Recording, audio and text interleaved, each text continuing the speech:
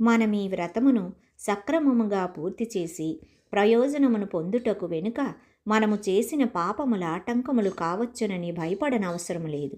ఎందుచేతననగా శ్రీకృష్ణుడే మన ఈ వ్రతమునకు నాయకుడు. అతని గుణములు ఆశ్చర్యకరములైనవి, అతని పనులు అట్టివే.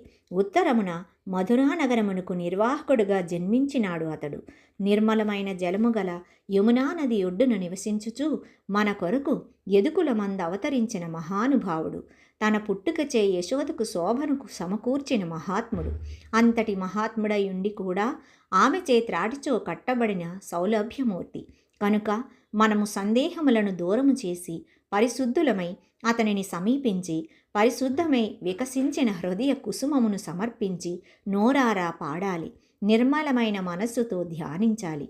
అంతటా వెంటనే ఇంతకుముందు పాప సమూహము, రాబోవు పాప సమూహము కూడా మంటలో పడిన దూదివలే భస్మమైపోవును.